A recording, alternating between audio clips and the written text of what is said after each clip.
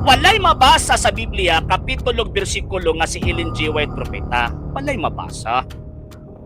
Walay mabasa. So nagtuo mo butang di mabasa.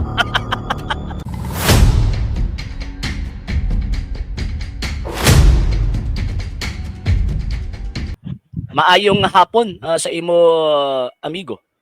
Maayong hapon, Brad. Maayong hapon. Pwede ba na ko i-confirm kung unsang imong pundok, sir? Direct to God. Direct to God or Seventh-day Adventist? Di lang ko na ito ikaulaw itong pagtuo. Ang Seventh-day Adventist Church, direct to God na. Wala nagahapit og lain nga God. Di, ang akong pangutanan nimo, simple naman kaayo. Kung sa imong pundok, di lang ko na ito iligoy-ligoy. Direct na nagtubag. Di ba? Direct to God. Yung pagkauman ni agi mong Ellen G. White. Wala, wala na mo nagisimba si Ellen G. White. Pinagituuhan ninyo. Sa mag-Kristo, di ba? Nagisimba, advisor na mo na siya. Messenger of God. Advisor. Asa po na sa Biblia pagkano? Nga dawaton niyo sa advisor. Messenger of God man siya. Wala siyang tudlog bakak. Pero nagtudlo siya bakak. Adili gid siya angay. Mo tanaw ta ko, Brad? Gani, pero kinsa ka pagkahapon nag-ingon no nga sumala sa Biblia nga messenger of God siya. Ang Ginoo kay ang gipang tudlo niya, tudlo man sa Ginoo. Nawa gyud na sa Biblia. Dili man naingon nga mailan yung kamatuoran pinagi sa word for Biblia ba? Ay, di ba? Dili mo man yung argumento, di ba? Pag wala man kay mabasa sa Biblia. Wala kay mabasa sa Biblia nga nagsulti ang Ginoo nga mailan yung kamatuoran pinagi sa word for word. Nganong hilig man kay mo mangita sa mo? Lagi. Nganong hilig man kay mo gani? Nganong hilig man kay mo mangita sa mga word for word kung ingon ana ang tamang argumento? Dili lang pud na maayo. Ansa? Maayo na. Ansa? Di, so ambot pasabot. So kanang imo mga kaubang mga sabadista nga mangita og word for word, mga di gina sila maayo maghatag argumento.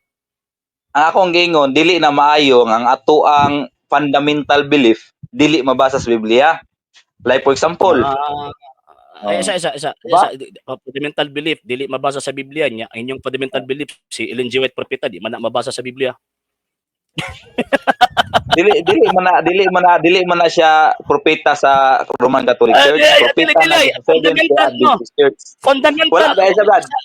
Wala may doktrina. Nanas yung doktrina. Binuang man. Wala may doktrina nga si Ellen G. White propeta siya sa tanang relihiyon, propeta sa tanang sikta. Nabray. Mabalin ko sa inyo Wala man ko ni sulti nga propeta ba sa tanang relihiyon. Ang ako mabalin ko sa mabalin ko sa pundok ni RG Sino kung naay mabasa sa mo ang doktrina sa mga libro nga propeta si Ellen G. White sa tanang relihiyon. Wala mabasa. Wala mabasa. May akong question. Tepa amigo. Ayaw pagapila-pila muwa man na. Ayos lagi. Muwa man na. Dili man ako question mo gani. Okay, mabasa gani nga Santo Papa, okay mabasa nga Santo Papa gani kay para tanang relihiyon. Subuot pasabot. Isa ba? Wala may kay mabasa Brad nga ang paminaw sa Brad. Wala magani kay mabasa gani Brad. Ay paminaw sa ba? Ako sa kanila last. Wala may kay mabasa Brad nga ang Santo Papa sa Roman Catholic Church kay Santo Papa na sa tanang mga relihiyon. Mao ba? Sige, mutubag ko ha. Mutubag ko ha. Okay. Number 1, dili na mo pagtulunan nga sola escritura. Kay para pangitaan ko nimo letra por letrang mabasa. Ako ang naikatungod sa imo ha, magsukna nimo ana kay inyong pagtulunan sola escritura. Number 2, ingon man ka nga tawag ining dili ninyo na di inyo pagtulunan nga si Ellen G. White propeta sa tibuok kalibutan pero inyong propeta sumala sa inyong belief.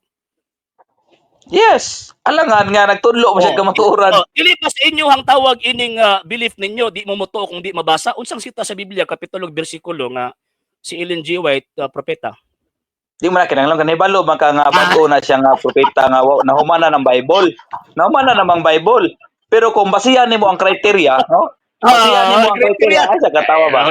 Basihan nimo ang criteria, brother. Kung basihan nimo ang criteria, Brad, kung kapasar ba siya sa dili gud tinuod ang iyang pangwali, kapasar ba siya sa bakakon?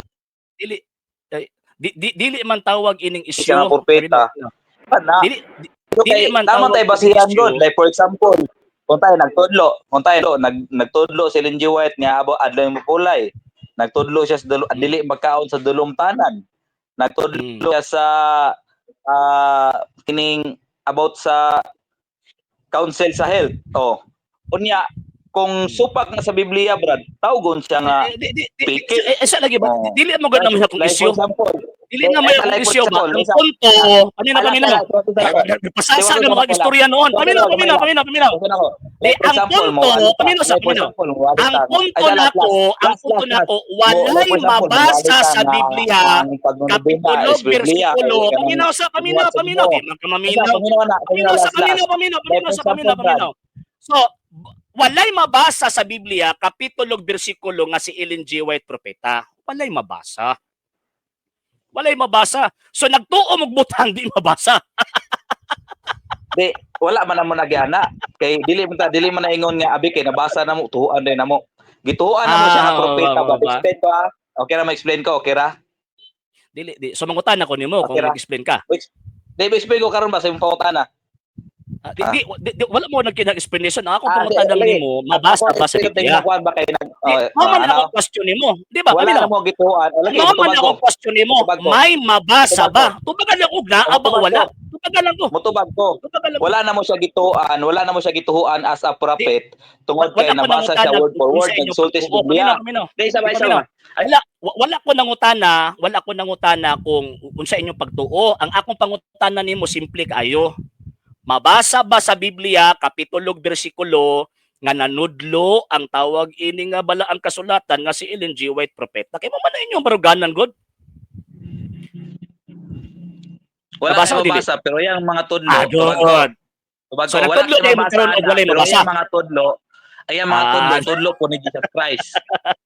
Unsang sitas sa Biblia, kapitulo, bersikulo nga ang panudlo ni Ellen G. White tudlo ni Jesus Christ. Maraming po nimo dayon, lain na po nimo, mangluod mo ka na style nimo. Ang load ko na style mo, mo sa tawad. Gipaluopan na mute ra ba yun nimo? No, sa pawag mo nimo niya, dili mo ka maminaw. Lain na po Dili mo ka maminaw. Tarong mo nimo. Dili. Gitarong nga kita. So kung ikaw, kung tama ka nga bisita, kung sakto ka nga bisita, sampa nagtubag ang speaker, maminaw ka. Di ba?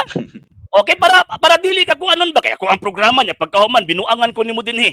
Magtubag ko, tawag ka na magsapaw-sapaw ka. Di ayo pag oras kani mo istorya ko, maghilom ka. Kailain man kayo sa programa, nag-istorya ko, nagyaw-yaw po kag imo. Di ba? Muhatam ako ganini ba to ni hatam ko si imo hagway kag ganina nya pagkahuman di mo respetuhon ang akong kuan. So, admitido na mo karon nga nagtudlo di mo og mga butang, nagtuom og mga butang nga dili mabasa. Maman ang tawag ang question, wala ko nagkinahanglan paglain bang tawag in question. Ang first question ka ganina o si pundok nimo, direct to God, yung pagkaman di katugan sa tawag ining kuan, di katugan sa kining kung si pundok lagi kaulaw ni yang pundok. Sa hindi pa po nakapag-follow sa mga pages po natin, i-follow nyo po yung mga pages po natin, RJ Horolenciano II, TV Apolia Punto Argumento page, Kuya Apologies TV page, and RJ's Vlog 2022. And pwede rin po kayo mag-send po dyan ng Facebook stars. And also, sa atin po mga channels, sa hindi po nakapag-subscribe, i-subscribe po ninyo yung mga channels natin, Dalay Catholic, Apologies International Official, RJ Sano II TV, Kuya Apologies TV, and Barrio Kawayan Religious Forum. And pwede rin po kayo mag-send po dyan ng super sticker, super chats, and super thanks. And maraming salamat po sa mga kapatid at mga Katoliko na ulis pong tumutulong sa programa po natin. Maraming salamat po. Nang dahil po sa tulong at suporta po ninyo, ang programa pong ito, until now, andito pa rin po sa social media. And until din po, nangangailangan pa rin po tayo sa tulong at suporta po ninyo dahil wala po kami magagawa rito mga sir, mga ma'am, kung wala po yung tulong at suporta po ninyo. Sa gusto pong tumulong, sa gusto pong sumuporta, pwede po ninyong ipadala ang tulong at suporta po ninyo sa pamamagitan po ng ating mga account numbers dyan po sa ating pong screen. And pwede nyo po kaming i-message sa ating pong page kung via remittance po yung ipadala po ninyo. Maraming salamat po in advance.